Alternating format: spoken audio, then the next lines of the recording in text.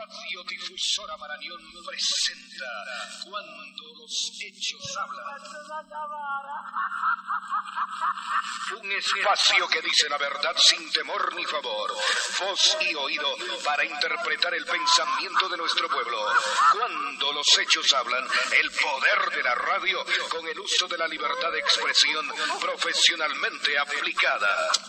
Inmediatamente, y los taxis por algún colombiano, y que le estaban secuestrando a los o no el señor general, podríamos nosotros dar el indulto o el perdón para que salgan y solicitar, primero reconociendo que hubo el intento de golpe de Estado, reconociendo que hubo el intento de magnicidio, es decir, ratificar la historia fantástica del gobierno de Correa. Y luego de eso, de admitir que ustedes participaron en el intento de magnicidio y de golpe de Estado, entonces sí, les podríamos nosotros dar el indulto o el perdón para que salgan y no estén 12 años presos. Es decir, en otras palabras, ¿qué es lo que está sucediendo? Allí lo que está sucediendo es precisamente lo que diríamos una especie de chantaje legal. Si ustedes no piden perdón por los delitos que les estamos diciendo, pues sencillamente queremos recordarles de que se quedan presos 12 años. Es importante, por lo tanto, que la gente recuerde esto. Pero esto le puede dar ocasión a que sea enjuiciado el expresidente Correa. Es decir, estamos hablando de 3 delitos o de 3 tipos de motivos de juzgamiento. Uno, el que se refiere al caso Balda, al caso de las investigaciones de Jorge Gabela, es decir, delitos que tienen, pues diríamos, su propio curso. Segundo, los delitos económicos que no quieren bajo ningún concepto impulsar, que es el caso, por ejemplo, de el peculado, la pérdida de dinero en el país, lo que significa la repotenciación de la refinería de Esmeraldas, el hecho de que 2.200 millones han pagado en exceso de la repotenciación de la refinería de Esmeraldas, el hecho que han gastado 1.528 millones en una famosa refinería que no existe, la refinería del Aromo de Manaví, y asimismo una cantidad otra de delitos.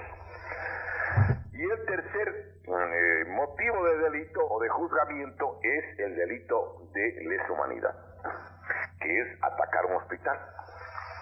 Recuerden ustedes que la Asamblea Nacional se negó, no quiso investigar este asunto. ¿Por qué no quiso investigar el 30S?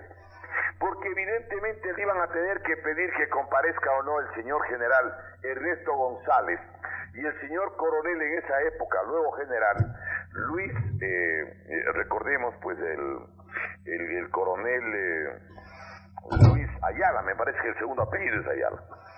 Pues bien, el que dirigió el operativo, Luis Castro Ayala. Y tenían que responder o no lo que le pida la Asamblea. Le iban a preguntar o no al señor general Ernesto González y Luis Castro Ayala. Les iban a decir, señor, usted incursionó con tropas por voluntad suya o quién a usted le ordenó que entre al hospital.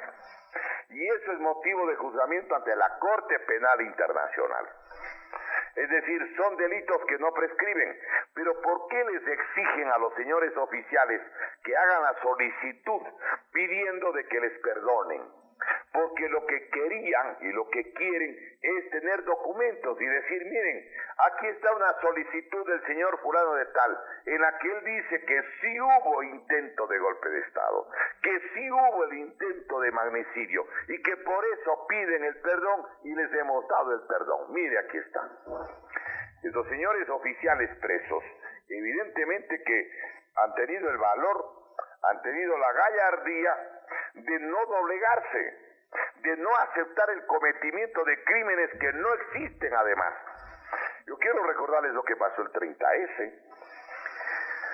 El único delito, entre comillas, que podían haberles imputado a los señores miembros de la Policía Nacional, es cuando el presidente de la República se subió en ese segundo piso en el regimiento Quito y abriéndose la corbata en forma teatral y la camisa decía que le disparen, disparen.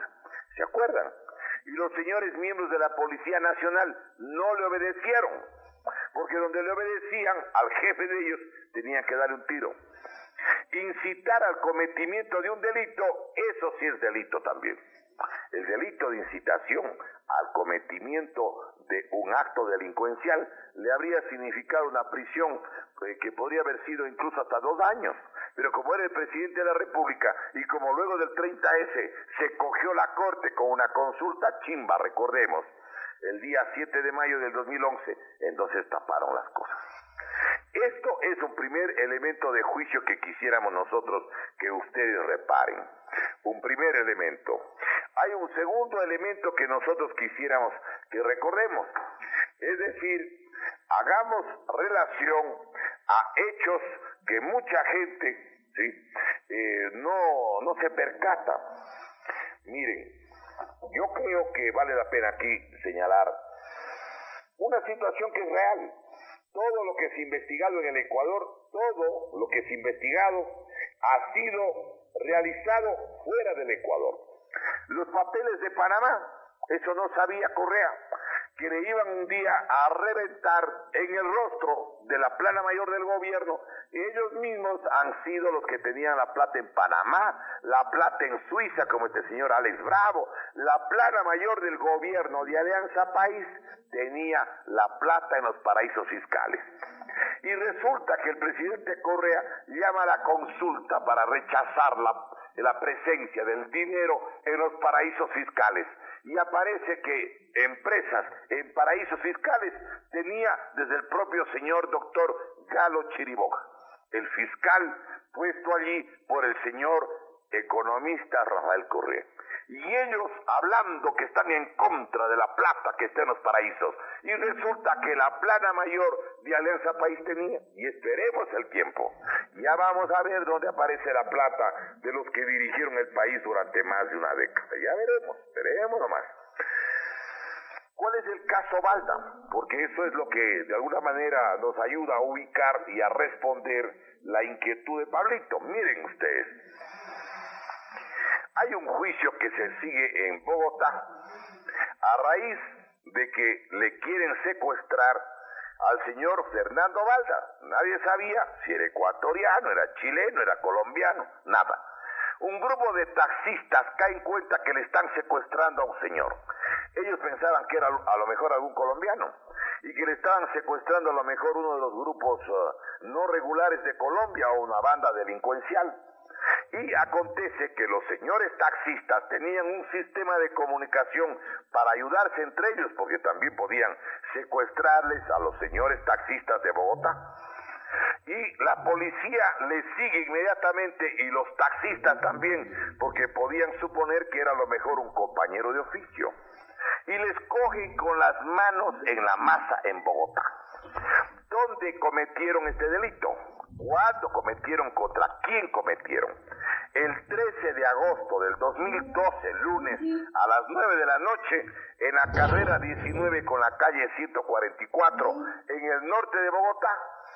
Y resulta que les cogen con las manos en la masa y les detienen a varios de ellos. Uno se llama Moisés Pérez, otro se llama Luis Moreno, otro se llama Jimmy Navia, una cuarta persona que era una dama, para que le aparezca como que era la esposa del señor Fernando Balda, que le querían, entiendo, dormir poniéndole algún tipo de líquido, de químico en el wipe, ¿sí? Era la señora Yajaira Valencia.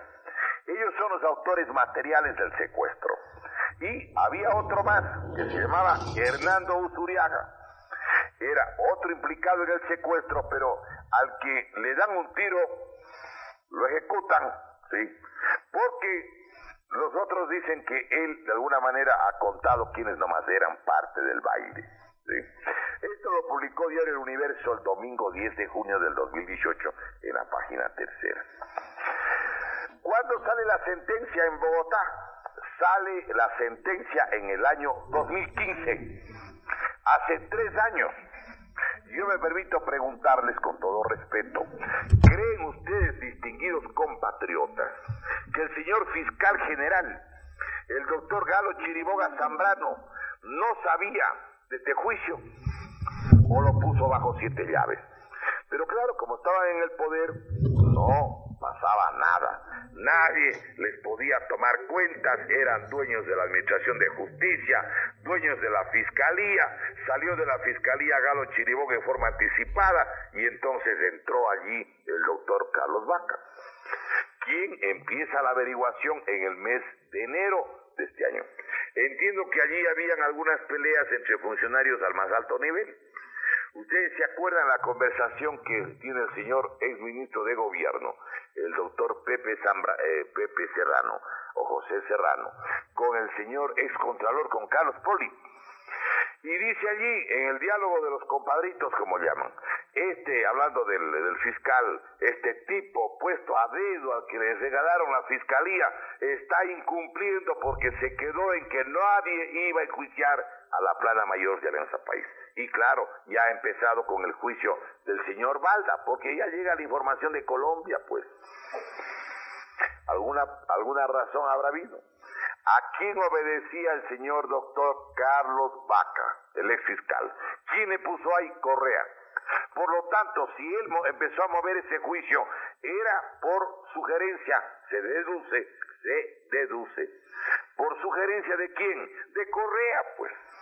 Correa quería sacarle o escarmentarle o darle una lección al ex ministro del Interior, porque él evidentemente no hacía las cosas como quería Correa. Y entonces utiliza ¿quién? Al fiscal de Correa, pues. Y empieza el juicio. Empiezan a remover y ahí aparece el diálogo y dice, sí, este señor no puede quedar antes de diciembre, ya tiene que irse a la casa, etcétera, etcétera, etcétera. Pero claro, ahí cuando les cogen a los colombianos, que han sido además de Cali, por eso no sabían bien todo lo que es el tránsito de Bogotá, del norte de Bogotá, y por eso les capturan, ¿sí? Estos señores hablan, los policías colombianos cuentan, y dice, uno de ellos sabe que están actuando, porque les contrató y coordinó todo el operativo el policía ecuatoriano Luis Raúl Chicaiza Fuentes. El señor policía Chicaiza, vinculado a la Secretaría Nacional de Inteligencia y a la Presidencia de la República. No solo eso, este caballero, junto a los otros compañeros de la policía, que fueron a Colombia obedeciendo órdenes superiores, cuentan que el operativo se llamaba, si saben ustedes, Operación Wilson. ¿Saben ustedes cómo se llamaba el presidente para referirse al economista Correa? Era Carlos, óigame, sí. El Carlitos era el que coordinaba el operativo o la Operación Wilson. Y el diario El Telégrafo de la ciudad órgano del gobierno nacional, en la edición del 14 de mayo del 2018, en su página cuarta, en la cuarta columna, en base al testimonio del policía implicado, del señor Luis Raúl Chicaiza, ahí da cuenta que existen los cheques del Banco del Pacífico y suscritos por la funcionaria de la presidencia, señora María Donoso. Y allí se da cuenta de los registros aludidos, ¿sí?, que en un solo egreso autoriza a la señora María Donoso $60,000 para la mano de obra de este operativo delincuencial en Colombia. Es decir, cogían la plata de los impuestos del pueblo ecuatoriano para financiar delitos en contra de otro ciudadano ecuatoriano. Pero claro, la señora María Donoso es funcionaria ¿de dónde? De la Presidencia de la República, pues.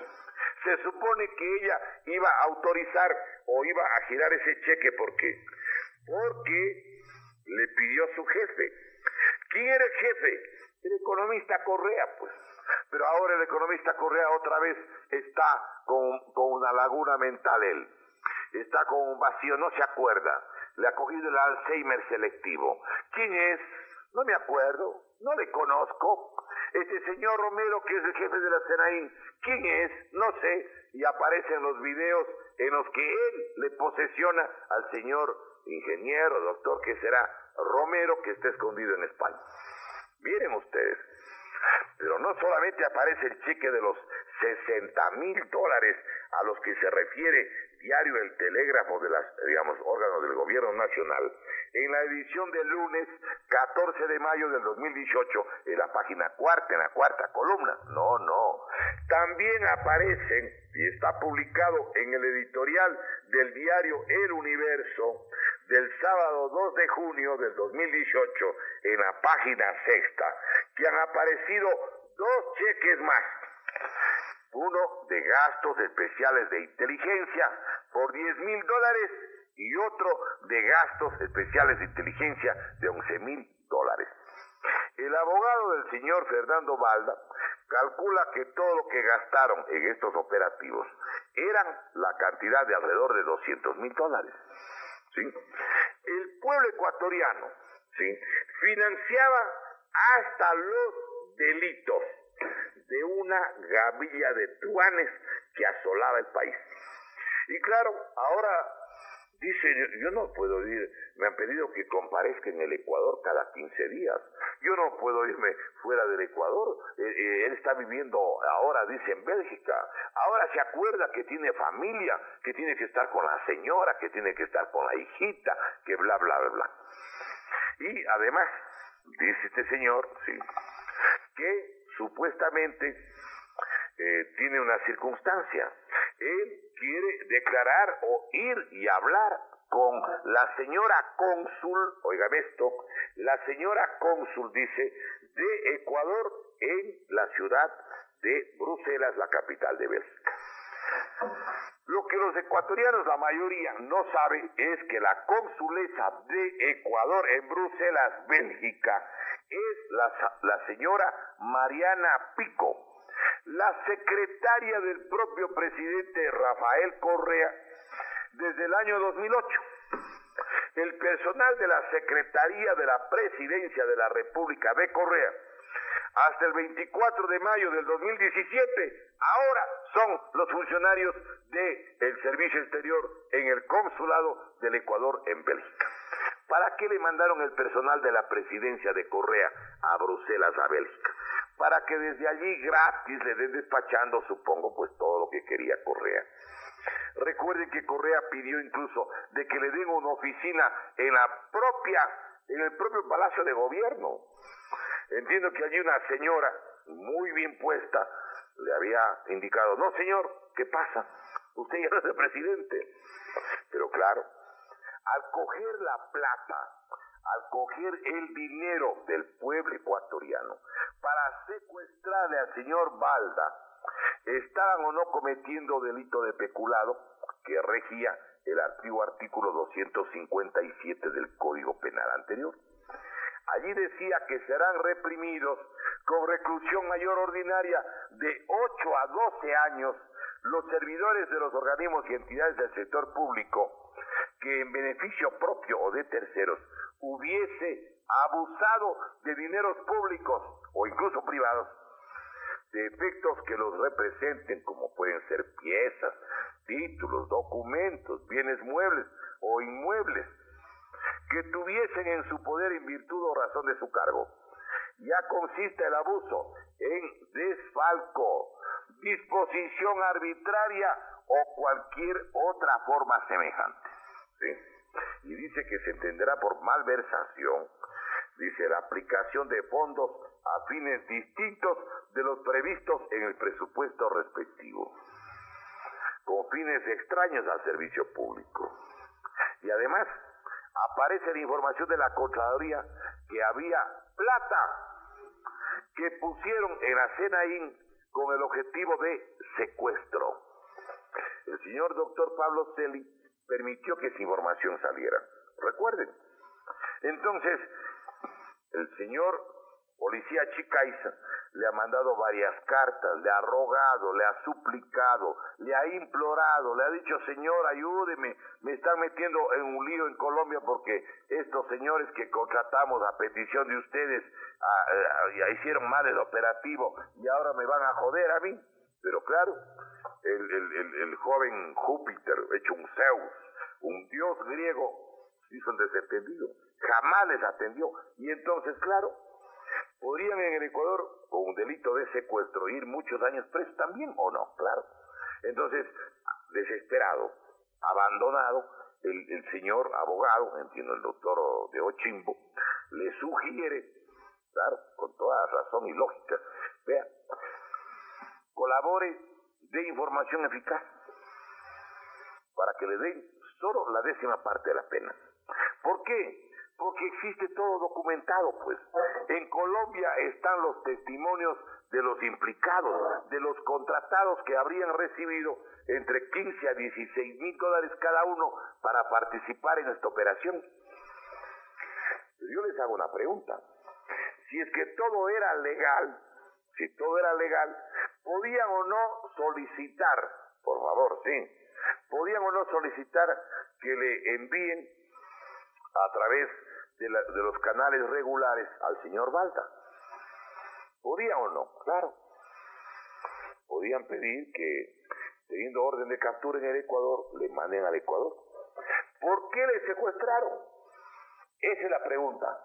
¿Por qué le secuestraron cuando podían haberlo traído al Ecuador a través de los procedimientos legales y la demanda de las autoridades judiciales del Ecuador? Autoridades judiciales que además controlaba Correa a través del Consejo de la Judicatura, ¿sí? Hay alguna gente que dice, no, pues le iban a secuestrar para ya no traerle al Ecuador o para desaparecerlo. ¿Por qué sentido tenía pagar tanta plata para además secuestrar y cometer un delito financiado por el Estado? Y claro, los policías que participaron en el operativo, ¿qué es lo que dicen?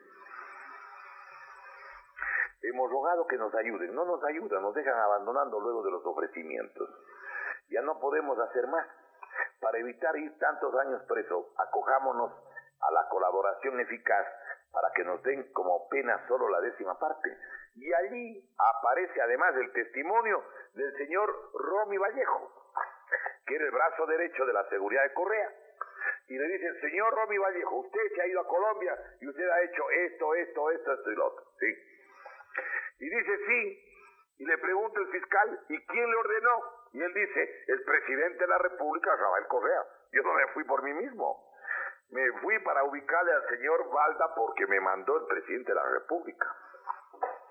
Entonces hay el testimonio de los policías, hay el testimonio del señor exdirector de la SENAI, y aparece además el involucramiento también de otro director del SENAI, un señor Romero que está en España. ¿Qué dice la jueza ante este hecho?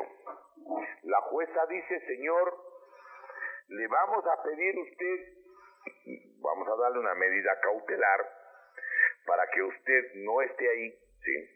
Que no esté compareciendo, no esté preso. Le vamos a pedir que usted cada 15 días se presente ante el juez. Usted no va preso, a usted no le van a poner un aparato electrónico en el brazo ni en el tobillo, como le pusieron a Fernando Villavicencio o a Clever Jiménez. No.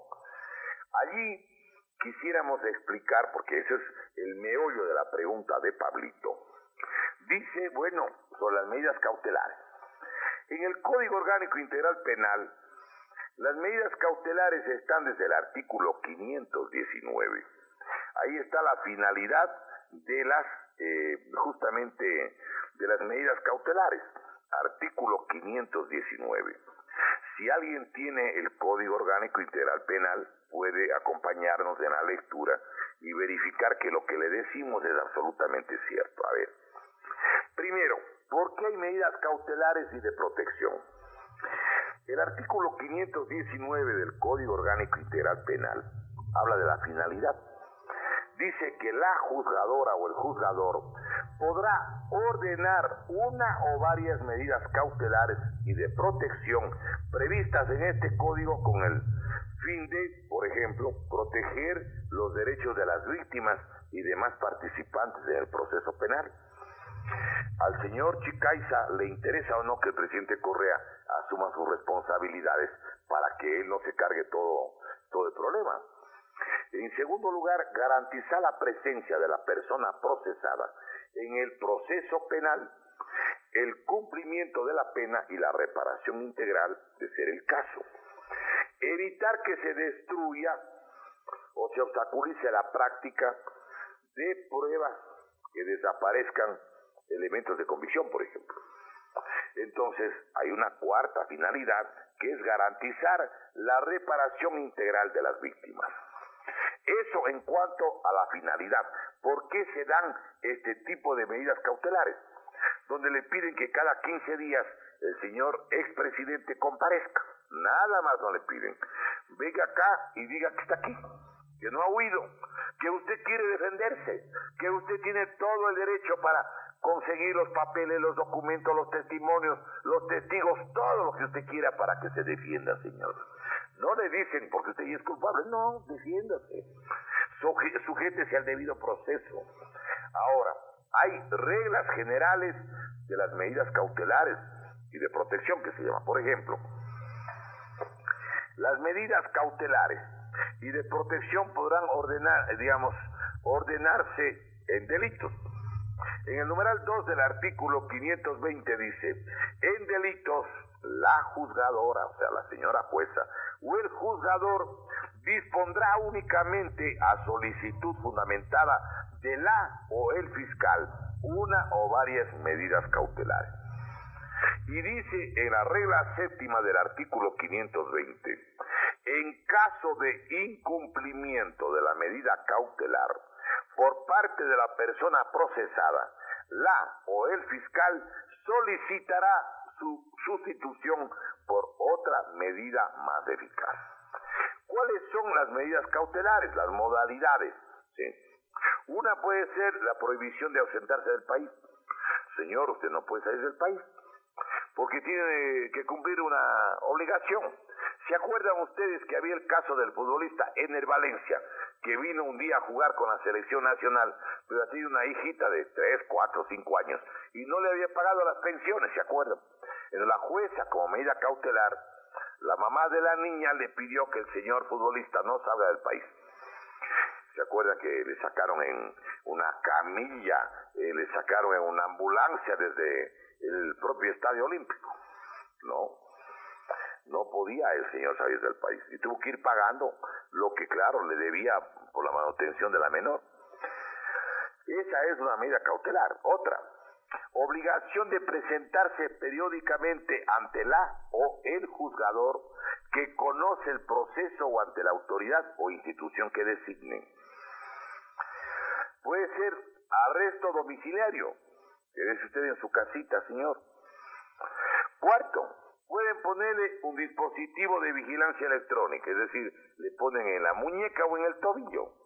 Es decir, los aparatos electrónicos que utilizaron en contra de Fernando Villavicencio o en contra de Clever Jiménez podrían o no utilizar ahora esos mismos equipos chinos en el tobillo del señor expresidente Rafael Correa.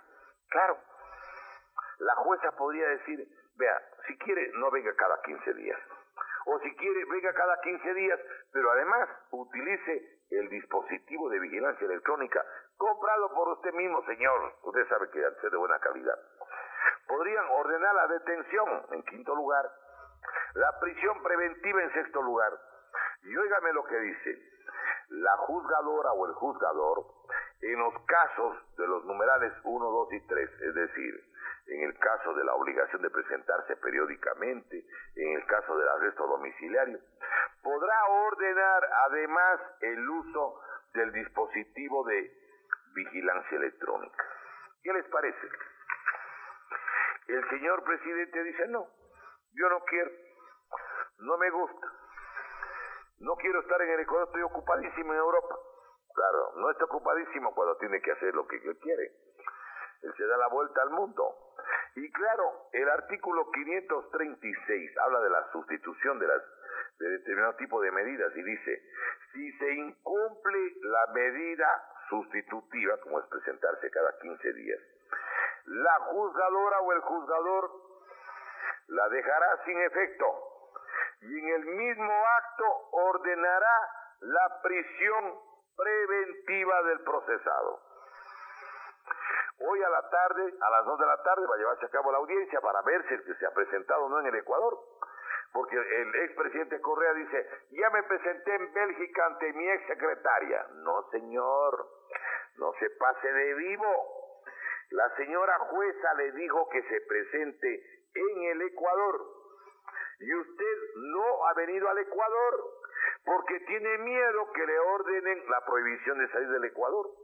Y empiece alguien, algún fiscal, alguna vez, en algún año, el juicio por la cuestión, por ejemplo, de los peculados. Ustedes saben que el presidente Correa y a la plana mayor de Alianza País les podrían o no seguir algunos juicios. Claro, les podrían seguir un juicio por delincuencia organizada, artículo 369 del Código Orgánico Integral Penal. Podrían o no seguirle juicio por peculado, artículo 278 del Código Orgánico Integral Penal. Podrían o no seguirle juicio por enriquecimiento ilícito, claro, el artículo 279 del Código Orgánico Integral Penal. El delito de cohecho, artículo 280 del Código Orgánico Integral Penal. ¿Qué hicieron los de la Odebrecht? ¿Se acuerdan ustedes que mandaron a contratar a un equipo jurídico de alto nivel en Brasil, los Ricini Freire, para que ayuden a averiguar quiénes están implicados? No quieren dar ni la copia del contrato, porque parecería, da la impresión, que no era para que ayuden a saber los nombres, sino que ayuden a tapar los nombres, señores, y todo hicieron con la plata del pueblo. Tráfico de influencias, artículo 285 del COI. Testaferrismo, artículo 289 del Código Orgánico Integral Penal. Lavado de activos, artículo 317 del COI. Pero además recuerden ustedes, pues el presidente de la República, ¿sí?, está queriendo pasarse, como dicen, de agache. Pero no, señor. Hay 3 normas que lo dijimos la semana anterior y que, claro, hoy vamos a concluir esta parte recordando lo que dicen 3 artículos. Como hay amigos que escuchan, o señores compatriotas, que escuchan este programa y a veces conversan entre ellos metiéndose, digamos, ahí un traguito, una chichita de jora, valdría la pena que recuerden cuáles son los 3 artículos aprobados por el propio Correa, enviados por el propio Correa. Por ejemplo, el artículo 233 dice que ninguna servidora ni servidor público estará exento de responsabilidades por los actos realizados en el ejercicio de sus funciones o por sus omisiones, y serán responsables administrativa, civil o penalmente por el manejo y administración de fondos, bienes o recursos públicos. Y allí dice que las servidoras y servidores públicos y los delegados o representantes a los cuerpos colegiados de las instituciones del Estado estarán sujetos a las sanciones establecidas por delitos de peculado, cohecho, concusión y enriquecimiento ilícito. Y oiga, por favor, esta parte. La acción para perseguirlos y las penas correspondientes serán imprescriptibles, o sea, nunca caducarán. Y en estos casos, los juicios se iniciarán o se aplicarán, ¿sí?, dice, iniciarán y continuarán, incluso en ausencia de las personas acusadas. Uno se pregunta por qué ningún fiscal inicia un juicio por peculado. ¿Por qué nadie quiere seguir un juicio por el pago de $2.200 millones de la refinería de Esmeraldas? Recordemos, nadie, o la refinería del Pacífico, y de tantos delitos que han habido en el Ecuador. Hicimos una relación extensa en el programa anterior. Hoy no lo vamos a repetir, pero queremos que recuerden algo. El artículo 42 del Código Orgánico Integral Penal del COIP, que es el código que mandó el propio Correa, que puso el ejecutes el propio Correa, que le aprobaron los asambleístas del propio Correa. Ahora le van a aplicar la medicina del mismo, vean ustedes. Imagínense, el artículo 42 establece del Código Orgánico Integral Penal que son autores y que responderán, claro, en calidad de responsables. ¿Quiénes son los que van en ese sentido a responder?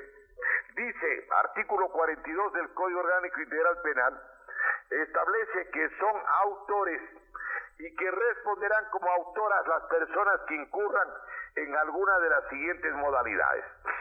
Autoría directa, literal B, quienes no impidan o procuren impedir que se evite su ejecución teniendo el deber jurídico de hacerlo.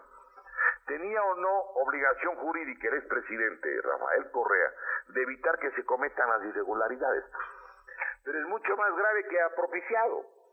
Y el artículo 23, inciso segundo, del Código Orgánico Integral Penal advierte: no impedir un acontecimiento cuando se tiene la obligación jurídica de impedirlo equivale a ocasionarlo.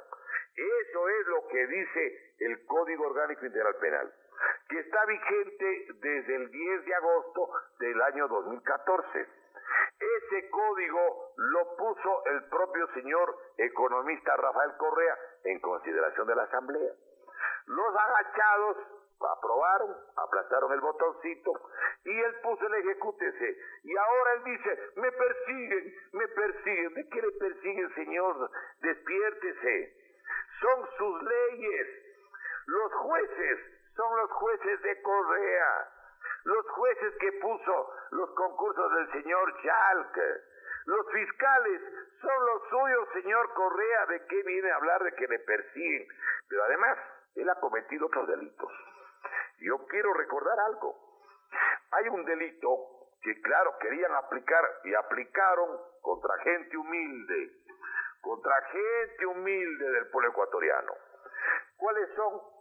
Ustedes saben que si un vendedor ambulante no le obedece al comisario municipal, si la vendedora de perros calientes no le obedece a la autoridad municipal, si un alumno del colegio no le obedece al inspector, el chofer de un carro no le obedece a un policía metropolitano, le pueden aplicar el artículo 282 del Código Orgánico Integral Penal, porque las leyes de Correa se hicieron con toda la crueldad. Les voy a leer, porque este es un nuevo delito, a mi modo de ver, es mi opinión, ¿sí?, que la ha cometido Correa al no comparecer ante la señora jueza, ante la doctora Daniela Camacho. Miren, artículo 282. Esto era para meter preso a los campesinos, a los indígenas, a los obreros, a los estudiantes, a los profesores, a los médicos, a los abogados, a medio mundo. Óigame, el artículo que ahora podrían aplicarle a Correa. Incumplimiento de decisiones legítimas de autoridad competente. Artículo 282 del Código Orgánico Integral Penal. Ley para el fomento productivo. Le faculta que no se aplique este artículo por 3 años. ¿Ya? Él dice, el 40% será el límite de la deuda externa, el 40% de Producto Interno Bruto. Y acaban de aprobar que ese artículo no se aprobará en 3 años, para poder seguir endeudándose. Yo creo, compatriotas, que lo que hizo el economista Correa con el país era parte de la política del nuevo orden mundial, lo que han hecho con Grecia y más de 50 otros países. Les hipotecan, les dejan colonizados los países, se llevan no solamente las reservas del país que ya están gastadas, le endeudan al país de manera frenética, demencial, y encima, para renegociar, ¿qué pasó en Grecia? En Grecia dijeron, señores, muy bien, les vamos a prestar una platita a ustedes, caballeros. Pero para poderles prestar la platita, necesitamos que ustedes nos garanticen que nos van a devolver la plata que les vamos a dar para recalendarizar o reprogramar las deudas que ya han adquirido. Las deudas que adquirió el gobierno de Correa. Y compatriotas, por favor, abran los ojos, díganme ustedes si lo que les digo es cierto o no. A ver, ¿son o no correístas los que siguen manejando el país? Ministros, exministros, los señores asambleístas de Alianza País, ¿son o no los exministros, los ex subsecretarios, los ex planificadores del Semplades y de todo lado del mismo correísmo? Claro, son los mismos. Las políticas son o no las mismas. La deuda demencial. Antes de Correa, solo el Estado se endeudaba. Ahora se pueden endeudar los 221 municipios y los 23 o 24 organismos provinciales. Ahora se puede endeudar el municipio de Quito 3.500 millones para el metro. Ojalá nunca pase nada, pero yo quiero recordar que Quito está en una zona donde existe pues determinada fragilidad geológica. Ojalá no pase nada. Me gustaría leer qué dijeron los franceses sobre la posibilidad de hacer el metro en Quito. Entiendo que ellos tienen un informe que nunca han difundido como correspondería. Pero en Grecia les dijeron, bueno, como ustedes tienen una deuda tan grande, porque aquí en el Ecuador, recuerden ustedes, todo hicieron con deuda, o gran parte de las obras con deuda. 8 centrales hidroeléctricas, 8, no una, no 2, no 3, no 8, con capital o préstamo chino, construyen compañías chinas. Y de las 8 que ya deberían estar funcionando, funcionan 3. Y para ver de dónde sale la plata, porque dijeron que iban a vender la electricidad, que es lo que hicieron. No, pues hay que obligar a que todo el mundo tenga cocinas de inducción eléctrica, para que todo el mundo consuma más electricidad. Acuérdense. Sí, a Correa. Y le apoyaban una cantidad de gente que realmente no tiene el menor sentido de patria. ¿Cómo renegoció la deuda ante el Fondo Monetario Internacional, ante el Banco Central Europeo y otros organismos que son lo que se llama la Troika, los que se hicieron cargo de renegociar con Grecia? Nosotros sacamos en el mes de octubre del año 2016, en un trabajo que se llama Voces para Quito, un artículo que se llama El colapso de un país y sus ciudades. Y vamos analizando cómo la deuda la van tejiendo como un dogal planificado para la nueva colonización del Ecuador. ¿Qué hicieron en Grecia para darles la plata? Vieron muy bien. Ustedes tienen una deuda gigante.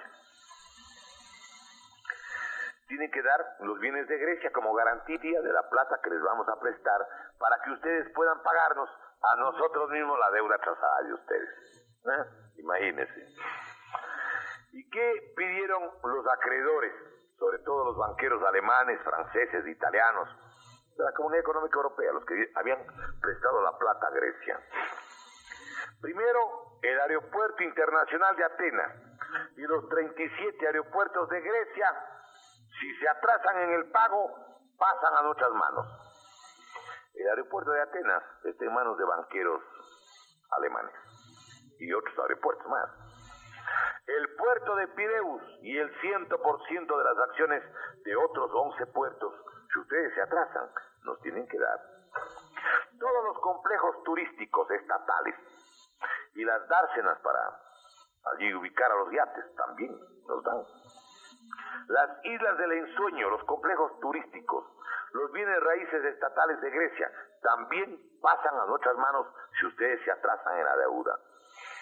Los hoteles con valor histórico, cultural, en los lugares privilegiados donde están construcciones de hace 2.000-3.000 años en Grecia. Todo pasa a manos de los acreedores. Todos los centros estatales de baños termales y los centros de estadía turísticas de Grecia, las instalaciones olímpicas y deportivas, la lotería estatal, las apuestas hípicas, las propiedades de bienes de Grecia en las ciudades de Nueva York, Washington y Belgrado, la Public Power Corporation, sociedad anónima que suministra energía eléctrica a más del 80% de toda la población, la compañía estatal de agua potable que abastece de líquido elemento a Atenas y a otras ciudades las más importantes de Grecia, las 3 refinerías, así como las empresas de importación y distribución de gas natural, 645 kilómetros de carreteras y autopistas, autorizando que cobren peajes y pontazgo los acreedores, la empresa Trainose, de transporte ferroviario y de autobuses que cubre todo Grecia, la empresa Rosco, de trenes griegos y de su mantenimiento, Elta, una empresa proveedora postal, ¿sí?, entre otras cosas. Y eso tuvieron que firmar. Óigame. Y hay gente que cree que con los intereses elevados que tiene Grecia, no van a poder pagar esto sino tal vez en 100 años. ¿Qué les parece? Eso que hicieron con Grecia, también están haciendo en el Ecuador. Esa es mi apreciación. ¿Por qué digo esto? Porque miren, yo quiero recordarles algo que el presidente anterior, Rafael Correa, lo dejó diseñando y que pienso yo, desgraciadamente están continuando en este gobierno. Hemos pasado del correísmo con Correa a una especie de correísmo sin Correa. Eso es todo. Y quieren hacer aparecer que es que Correa ha sido, dicen, un presidente socialista. Payasos, ignorantes, mala fe. No puede haber un gobierno socialista que entregue la riqueza nacional. Es como pensar que hay un católico que va a querer pisar las hostias o va a irrespetar al Santísimo en el altar mayor. No, señores. Los gobiernos de estos vendepatrias de América Latina y que se han llamado progresistas, lo que han hecho es entregar la riqueza de nuestros países, de nuestros pueblos, ¿a quién? A las corporaciones extranjeras. Miren, ¿de qué ha vivido Chile desde la década del 70? De la recuperación del cobre, pues. Perú vivió, recuerden, de la harina de pescado, sobre todo de la anchoveta, de este tipo de producción agrícola, de las minas del Perú. Bolivia vivió del estaño, de petróleo, de gas. Venezuela del petróleo. Si en vez de tener el petróleo Venezuela hubieran tenido las compañías privadas, las que se hubieran llevado la ganancia son las compañías privadas, pues. México, ¿de qué ha vivido México desde 1938, desde el 18 de marzo, cuando el señor general, ese sí señor general, Lázaro Cárdenas, nacionalizó pues el petróleo y las minas de México? No nos demos las vueltas. El Ecuador ha manejado el petróleo a través de la empresa Petroecuador y antes de la Corporación Estatal Petrolera Ecuatoriana. ¿De dónde sale el dinero, compatriotas? Para hacer escuelas, colegios, universidades, gabinetes, laboratorios, bibliotecas, sin endeudarse de los recursos naturales de un país, pues. ¿Cómo se construye sin deuda? En otros países que aprovechan sus recursos naturales, por ejemplo, construyen hospitales, centros de salud, de prevención y de curación, medios de alta tecnología médica, tienen industria de medicamentos del Estado, de buena calidad, no para ser negociados y más cosas. Señores, los recursos naturales no puede entregar un país, pero Correa hizo las cosas al revés.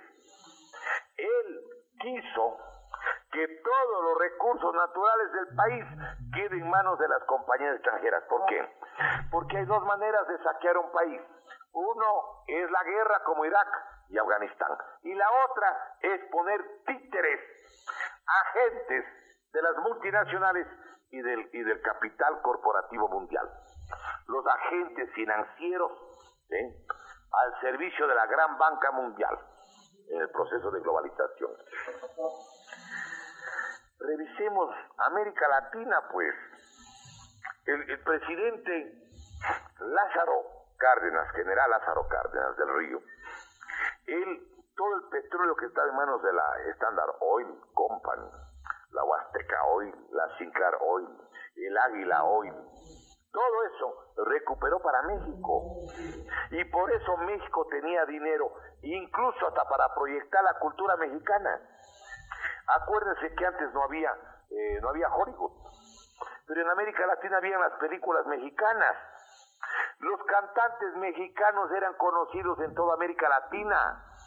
En las escuelas había una materia que se llamaba canto y recitación, y la mitad de los niños y los jóvenes cantaban los corridos mexicanos.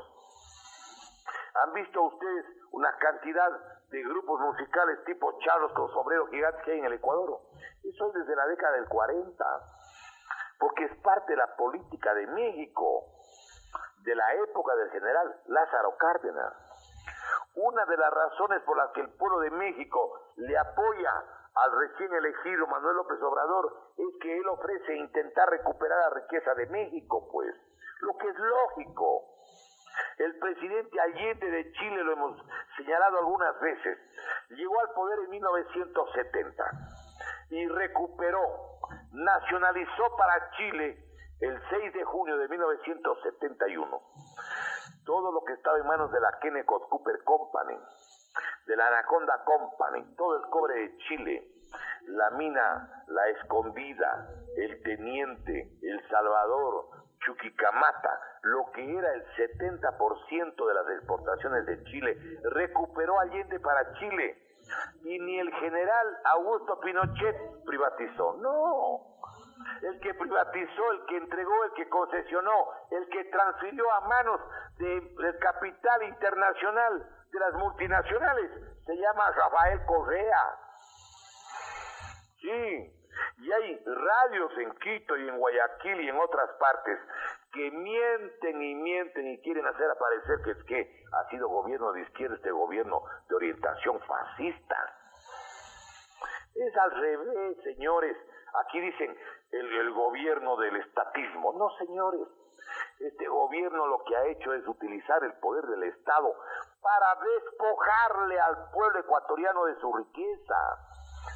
¿Quién tiene el petróleo ecuatoriano, compatriotas? Petrochina, Petrooriente o Petrooriental, también de la China. ¿Sí? La empresa Andes Petroleum, de la China. La empresa china Petrochemical Corporation, Sinopec, de la China.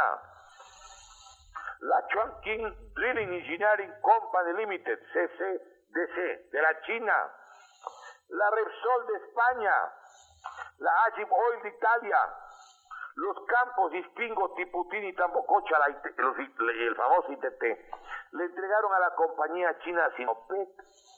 Revisen por favor el vistazo número 1178 del 23 de septiembre del 2016 en la página 46. El campo Auca, que tiene el 19% del total de las reservas del país, está en manos de la empresa francesa, la Schlumberger. Y está negociando la entrega de Sacha, que produce 75,000 barriles diarios. Dígame, ¿quién ha entregado, quién dio a manos de empresas extranjeras todas las minas de oro, las minas de plata y las minas de cobre? ¿Quién entregó Fruta del Norte a la Lundin Gold? El gobierno de Correa con el señor Glass. 10.700 millones de dólares en oro y plata, con 9.8 millones de onzas de oro y 15 millones de onzas de plata. De los 10.700 millones de dólares que van a sacar con una inversión de 650 millones. Le ofrecen al Ecuador que le van a dar de los 10.700, 938 millones. Eso hizo el binomio Correa-Glass con el apoyo del ministro Javier Córdoba de Recursos de estos mineros. La mina Padanza San Carlos, en Morona, Santiago, la segunda reserva del planeta de cobre, con 14.000 millones de libras, entregaron a las compañías chinas, a la Junefil y a la Tobling Nonferro. Sí, señor. Y para entregarle a la Junefil y a la Tobling Nonferro, reformaron la Constitución diciendo que es con enmienda para utilizar a la fuerza pública que debería defenderle al pueblo para desalojar a la comunidad shuara de Nankín. Le sacaron de Nankín a los shuaras y a los colonos para entregar eso a la China. Eso hizo Correa con Glass. El proyecto de la mina Mirador en Zamora, Chinchipe, también en la región amazónica. Allá hay 6.700 millones de libras de cobre, 3.200.000 onzas de oro y 25 millones de onzas de plata. Y eso entregó el gobierno de Correa y de el señor Glass. Lo recoge el Comercio del día jueves 15 de diciembre del 2016 en la página 6 y le entregan a las mismas compañías chinas, a la Junefil y a la Tobling Ferro. Sí, señor. Y entregaron de la SOAI 3 minas de oro gigantes. Quinza Cocha, Quinza 3 y Cocha Laguna, lo hemos dicho tantas veces. Y que el gobierno le cambia de nombre, ahora se llama Loma Larga, para que no se acuerden, no haya referencia a Quinza 3 y a Cocha Laguna. La mina Río Blanco, la mina Gavi, todas de oro. El oro de la República, Correa entregó en manos de las compañías extranjeras. La telefonía celular, más de 3.000 millones de dólares al año por 15 años del 2008 hasta el 2023. ¿Quién entregó Puerto Bolívar 60 años? Pozorga 50 años. Manta 40 años. Por favor. Puerto Bolívar en manos de la Yilpor Holding de Turquía, de la familia Yildirim, donde también es condueño el señor, el hombre del nuevo orden mundial de Turquía, Recep Tayyip Erdogan. El 22% del puerto de Pozorja tiene la señora Isabel Novoa Pontón. Isabel Novoa es la representante del Grupo Novis y es la suegra del señor ministro de Comercio Exterior, Pablo Campana. A ver, ¿cómo es que el puerto de Pozorja, el 78%, le dan al sultán de Dubái, a Ahmed bin Sulayem? Entre Ahmed bin Sulayem y la señora Novoa tienen el puerto donde está cerca de Guayaquil por 50 años. ¿Por qué no hicieron contratos hasta recuperar inversión y una cantidad por legítima ganancia? Porque ahí eso se recupera en 10, 11 años, pues. Pero les dan 50 años. ¿Por qué no hicieron como el puente del río Guayas? Construyeron los italianos con concurso internacional y ellos cobraron el pontazgo, el paso del puente hasta que recuperaron el puente del río Guayas, la plata de la inversión, la ganancia y y los intereses. En 8 años pagaron el puente y se fueron. Pero ¿qué habría pasado si hubieran entregado los 40 o 50 años del puente del río Guayas o de la Unidad Nacional? Entregaron el puerto de Manta. Entregaron adicionalmente, recordemos, el puerto Providencia. Está autorizada la venta de Tame, la venta de la flota petrolera ecuatoriana. En los puertos dice que van a invertir 2.205 millones de dólares en todos los puertos. Un año de telefonía celular, óigame, un año es más de 3.000 millones de dólares. Y estoy utilizando los datos de la señora Paola Pavón cuando era presidenta de la Comisión Legislativa, cuando querían poner unos impuestos al grupo justamente de la telefonía, claro. la cantidad de plata de la telefonía celular. Si alguien quiere encontrar, revise Diario El Telégrafo del viernes 24 de octubre del 2014 en la página 3, o pida que le pasen el informativo matutino de Ecoavisa del 30 de octubre del 2014, ahí está, no estamos hablando en el aire. El negocio de la telefonía celular mueve al año 4.800 millones, 4.800, y de ahí 3.000 y pico se lleva Claro y se llevan los españoles de Movistar. Todo entregó Correa. Vendieron las fábricas de cemento, la Huapán, la Chimborazo, el ingenio Astra, las bombas de gasolina, todo está lista para la venta. Además, el Banco del Pacífico, la Corporación Nacional de Telecomunicaciones, la CNT, las centrales hidroeléctricas, el señor ministro Carlos García dice que están pensando concesionar las centrales hidroeléctricas, por favor. O sea, en este gobierno van a continuar con la política de Correa. Sí, señor. Van a entregar, inmobiliar, la empresa pública cementera, Fabrec, por favor. Compatriotas, yo creo que es necesario que los ecuatorianos abramos los ojos. Aquí en el Ecuador, Correa llevó la economía nacional vendiendo el petróleo hasta el año 2024. Y luego querían ellos, que a la gente le paguen con dólares electrónicos, entre comillas dólares electrónicos, porque ya no hay dólares, pues. Claro, querían irse cargando hasta el último billete y dejarle a la gente con la moneda electrónica en el teléfono celular.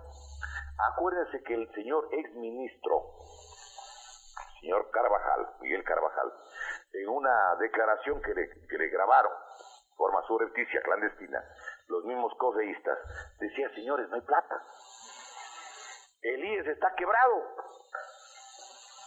Pero si nosotros les estamos esto repitiendo para que se graben, para que no se olviden, ¿a dónde vamos? ¿A dónde nos quieren llevar? A mí me da la impresión que están trabajando aliados con los sectores tradicionales a los que sirvió Correa. Vamos a tener que hacer un programa solo para demostrar a quién verdaderamente sirvió Correa. A la banca. Vamos a analizar cómo le financia la campaña los señores Isaías, el señor Guillermo Lasso, el señor Fidel Egas. Vamos a demostrar, porque es la verdad y porque tenemos la forma de probarlo. Porque esta tribuna de esta radio tiene una programación que no existe en ninguna otra parte del país. Sí, señor. Lo que les decimos les podemos demostrar con fuentes, con santo y seña, con página, con edición, hasta con la columna cuando hay temas mucho más delicados. Vamos a demostrarles a dónde nos quieren llevar. A la presidencia de Jaime Nebot en el 2021 con las leyes de Correa. A la presidencia del señor Guillermo Lasso en el 2021 con las leyes de Correa. ¿Recuperará el señor Nebot o el señor Lasso el petróleo, las minas, los puertos, la telefonía celular, la riqueza nacional o no?